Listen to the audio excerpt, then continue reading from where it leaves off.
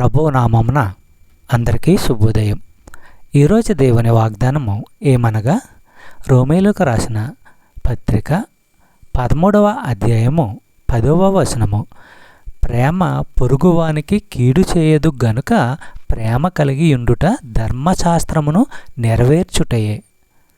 అపోస్తులుడైన పౌలు తెలియపరిచేది ఏమిటంటే, సంఘములో ఉన్నవారంతా ప్రేమ కలిగి ఉండాలి. మత్తయి సువార్త 22వ అధ్యాయము 39-40 వచనములు మనము పరిశీలించినట్లయితే, నిన్ను వలె నీ పొరుగువాని ప్రేమింపవలెనను రెండవ ఆజ్ఞయు దాని వంటిదే. ఈ రెండు ఆజ్ఞలు ధర్మశాస్త్రం అంతటికి ప్రవక్తులకును ఆధారమై ఉన్నవని అతనితో చెప్పాను. సహోదరులారా, మత్తయి ప్రవక్త మనకి ఇక్కడ రెండు ఆజ్ఞలను తెలియపరుస్తున్నాడు. ఒకటి, పూర్ణ హృదయముతోనూ నీ పూర్ణ ఆత్మతోనూ నీ పూర్ణ మనస్సుతోనూ నీ దేవుడైన ప్రభువును ప్రేమింపవలెనని తెలియపరుస్తున్నాడు.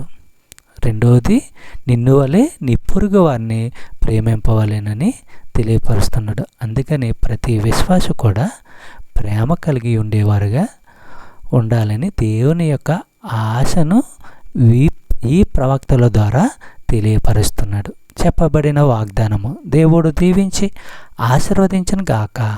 ఆమేన్.